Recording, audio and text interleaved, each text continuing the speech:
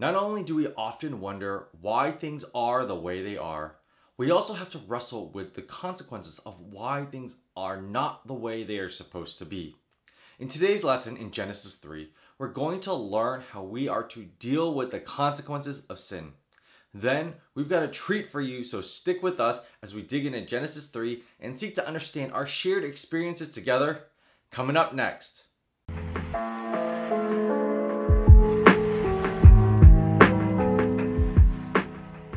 Well, hey there! Hopefully getting back into the swing of school after spring break wasn't too much of a drag.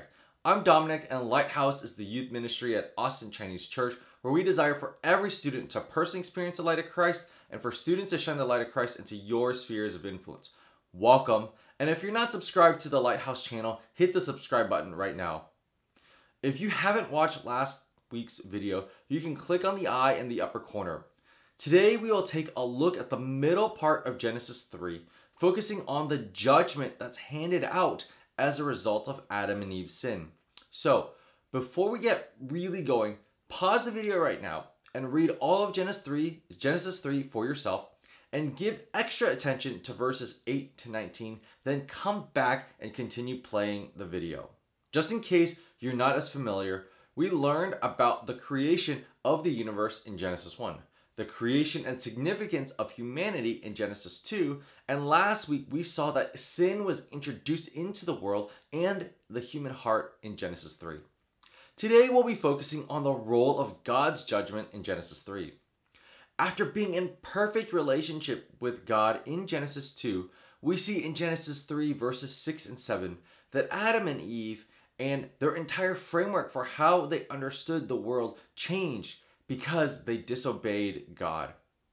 Now, as we look at the consequences of their sin, which results in judgment from God, one could ask, and perhaps this is you, wondering, who put God in control?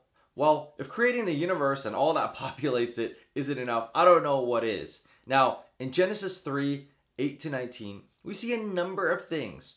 First, we learn that God has always pursued humanity to be in relationship with us. We may not make much of it, but this fact has permeated throughout the Bible. Verses 8 and 9 tell us that God is dwelling in his sanctuary, his temple like Garden of Eden, and he is looking for Adam and Eve. A result of sin is shame, and we see that hiding and covering up as a tactic that we too share with Adam and Eve. But in his pursuit of being in relationship with Adam and Eve, God is looking and pursuing, searching for them. And this pattern will not stop for God. Now, secondly, we see that God is definitively in charge. Not only is God the one initiating, God is also the one whom the creation submits to. We see that the serpent, Eve, and Adam all submit to God's ruling. They don't question his role. Third, we see that a price must be paid for sin. And for God, it's unacceptable that sin can exist. Everyone who sinned pays a price for their sin. The serpent must crawl on its belly, and it is promised that humanity will be hostile to the serpent, and eventually it will be crushed. In the ESV, the words for bruise can actually be translated as batter, crush, or bruise. So, connecting that to the fourth point, in essence, verse 15 means that there will be hostility between the offspring of humanity and the offspring of Satan. Going beyond reading it literally and applying some interpretive understanding here, verse 15 says that Jesus, as the true offspring of the human race, will crush the offspring of Satan.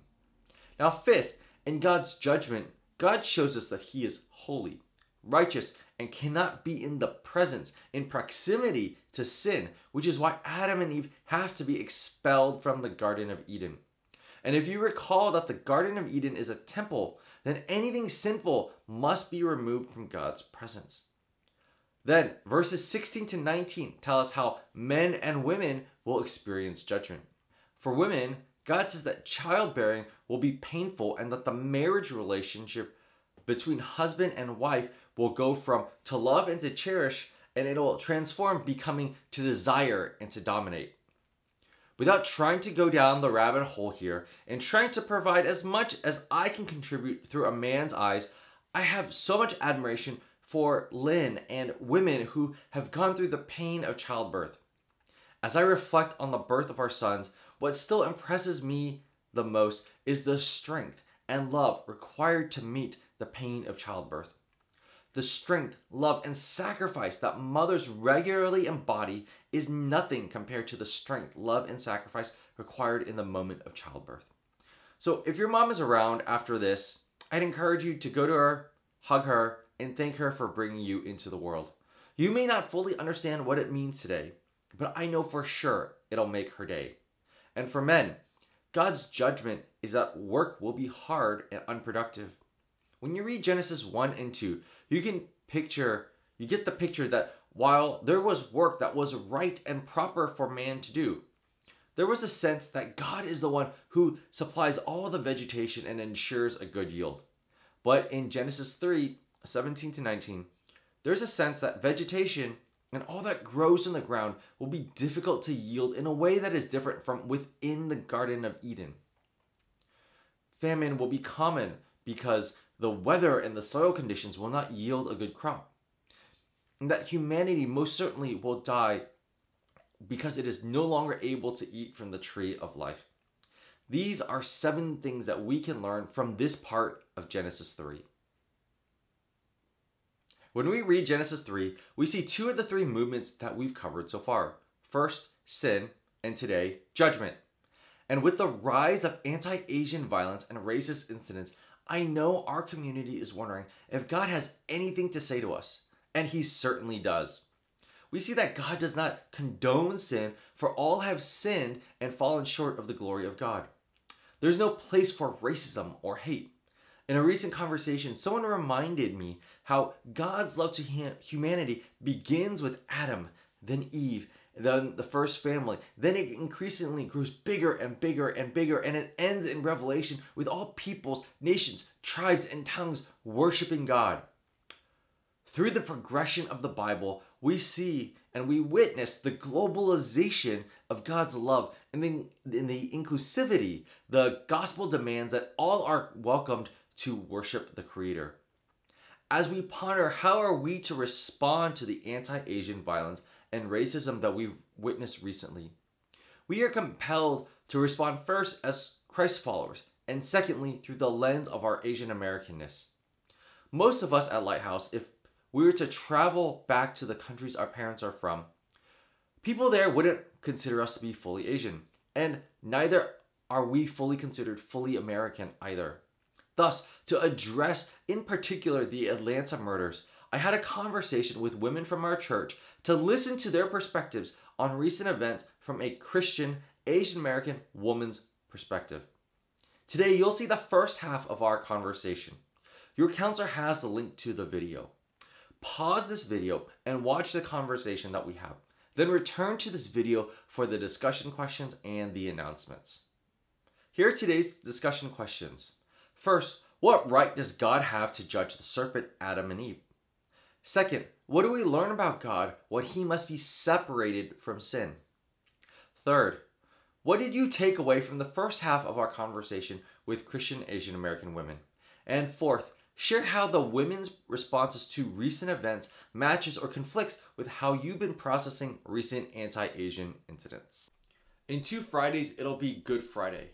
Now, on the face of it, Good Friday isn't so good, but our Good Friday service will help us prepare for the best day for Christians and really for the world, Easter. We'll have a church-wide service that you can join by jumping onto the English YouTube channel like for Sunday worship service. Can you imagine that for 2 years, high school didn't unfold anywhere near what these seniors might have imagined things have gone? Our seniors have been through a lot, and this year we're going to host our senior banquet on April 18th over Zoom.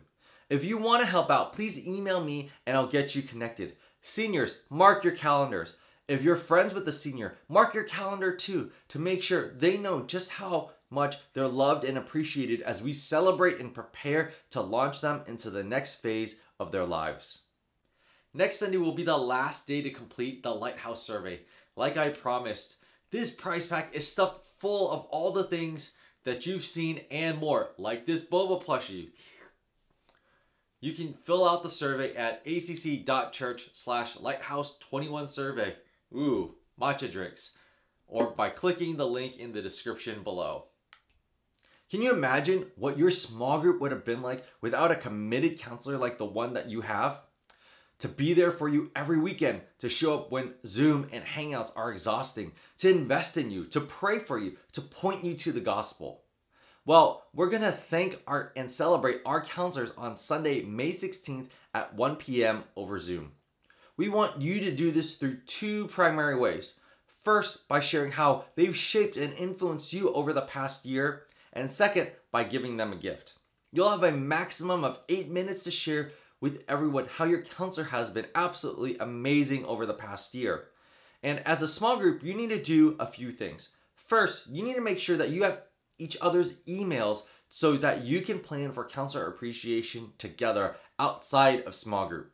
Second, plan and prepare what you'd like to say to express your appreciation to your counselor. You can make a video, a presentation, something else, or you can just share verbally. And third, you need to come up with a gift idea that would be meaningful for your counselor to receive from you as a small group.